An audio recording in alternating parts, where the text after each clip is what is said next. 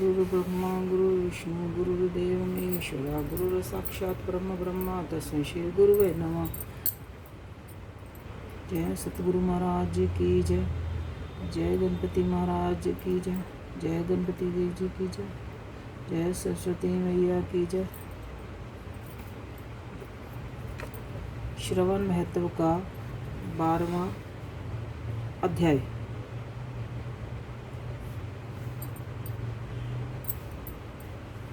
भगवान शंकर सनत कुमार से बोले, अब तुम श्रवण शुक्ल तृतीय तिथि को किया जाने वाला स्वर्ण गौरी व्रत सुनो।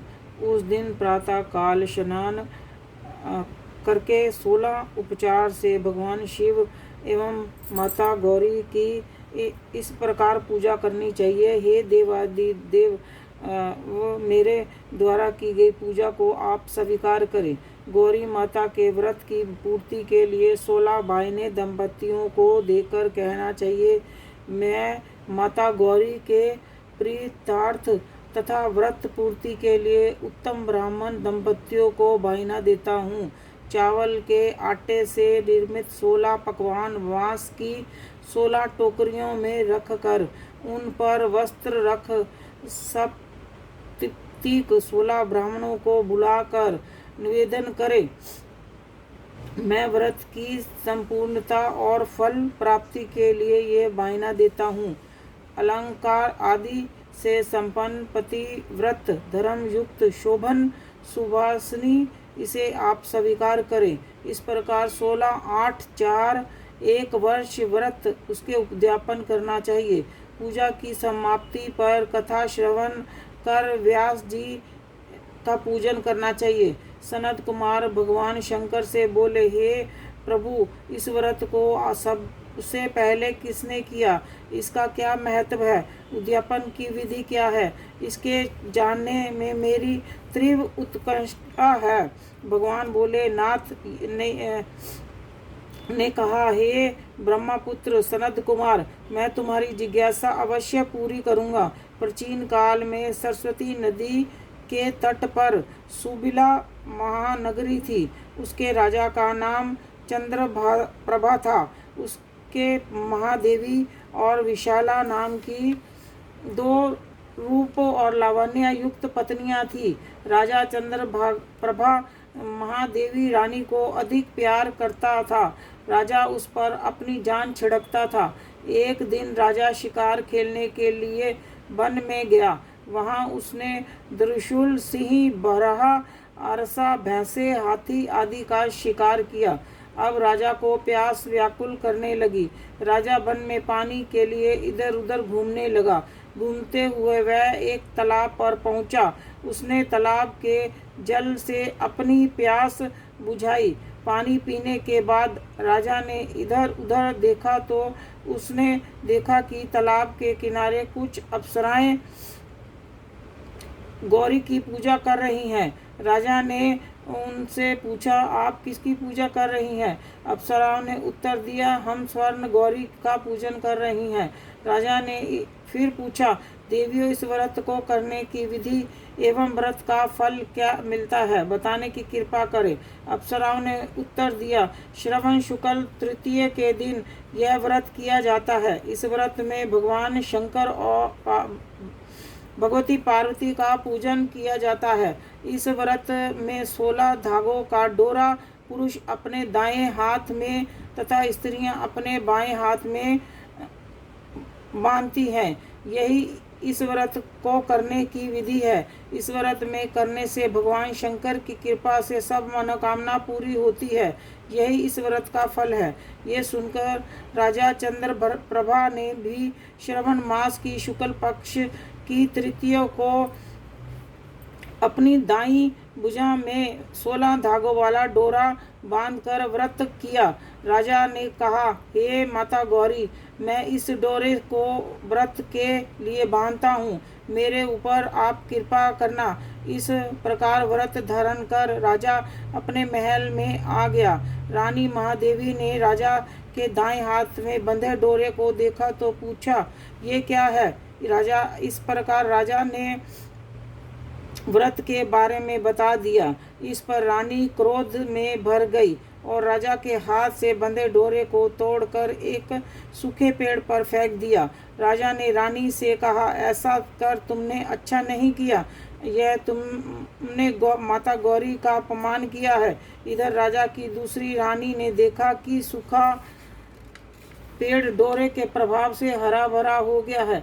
छोटी रानी ने उसे डोरे को अपनी बाईं भुजा में बांध लिया। ऐसा करने से छोटी रानी डोरे के प्रभाव से राजा को सर्वाधिक प्रिय हो गई। इधर बड़ी रानी व्रत का अपमान करने से राजा द्वारा त्याग देने के कारण दुखी होकर वन में चली गई।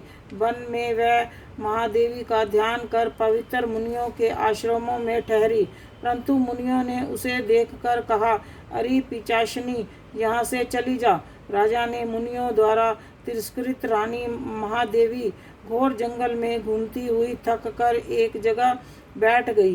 वह गौरी का स्मरण कर पश्चाताप के आंसू बहाने लगी। रानी को दुखी देखकर देवी को उस पर दया आ गई और उसे दर्शन दिए। रानी ने देवी को दंडवत प्रणाम किया, उनकी स्तुति करने लगी। हे देवी, आपकी जय हो, आपको बारंबार नमस्कार है। हे भक्त वरप्रद, आपकी जय हो। हे मंगले, मंगल रूपे, आपकी जय हो। इस प्रकार भक्ति के द्वारा देवी से वर प्राप्त करके बड़ी रानी ने गौरी अर्चन करने के व्रत किया। व्रत के प्रभाव से राजा बड़ी रानी महादेवी को वनों से महलों में ले आया। देवी के प्रसाद से राजा तथा उसकी दोनों रानियों की सभी इच्छाएं पूरी हुई। दोनों रानियां सहित राजा संपूर्ण राज्य का उपभोग कर समृद्धिशाली हो गया। अंत में राजा व दोनों रानियां देह त्याग कर शिवलोक को चली गई। शिवजी बोले, हे तात, जो शोभना पार्वती का व्रत करता है वह मेरा तथा पार्वती का अत्यंत प्रिय प्राणी हो जाता है। इस लोक में सुख सुविधा भोग कर और अपने शत्रु पर विजय प्राप्त करने के अंत में मेरे लोक को चला जाता है। अब मैं तुम्हें इस व्रत का उद्यापन विधि बताता हूँ। शुभ तिथि, शुभ बार, चंद्रबल, तारा बल को जाने पर मंडप में अष्टदल कमल के ऊपर धान्य, उसके ऊपर घट स्थापित करना चाहिए। उस घट पर 16 पल का बना तांबे का पूर्ण पात्र रखना चाहिए। उस पूर्ण पात्र में तिल भर कर उसके ऊपर पार्वती तथा भगवान शंकर की प्रतिमा रखनी चाहिए। इसके ऊपर 2 श्वेत कपड़े और श्वेत रंग का यथोपवीत रखा जाता है। विधि पूर्वक वेद मंत्रों से पूजन कराकर रात में जागरण करना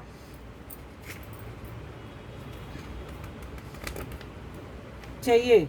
अगले दिन प्रातःकाल पूजन करके हवन करें। पहले ग्रह होम फिर अधान होम करना चाहिए। जो मिश्रित तिल को घी में मिलाकर 1100 प्रधान आहुतियाँ देनी चाहिए। इसके बाद वस्त्र, अलंकार, धेनु आदि से आचार्य की पूजा करनी चाहिए। 16 वायने निकाल कर ब्राह्मणों को देना चाहिए और उन्हें भोजन कराना चाहिए। भोजन उपरांत दक्षिणा भी देनी चाहिए। इसके बाद अपने मित्रों संबंधियों को भोजन कराना चाहिए तथा स्वयं भी भोजन करना चाहिए। 12वां अध्याय समाप्त। ओम नमः शिवाय, ओम नमः शिवाय, हर हर बोले नमः शिवाय, नमः शिवाय, ओम नमः शिवाय, हर हर बोले नमः शिवाय।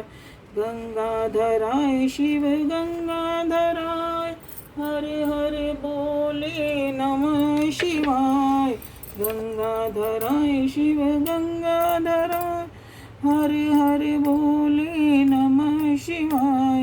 नमः शिवाय, ओम नमः शिवाय, हर हर बोले नमः शिवाय।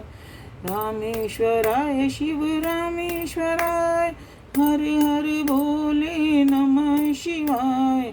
रामेश्वराय शिव रामेश्वराय, हर हर बोले नमः शिवाय।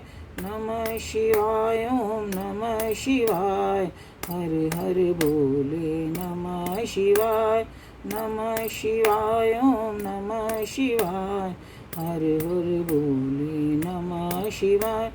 गंगाधराय शिव गंगाधराय, हर हर बोले नमः शिवाय, गंगाधराय शिव गंगाधराय, हर हर बोले नमः शिवाय, नमः शिवाय, ओम नमः शिवाय, हर हर बोले नमः शिवाय। जय भोले बाबा की जय।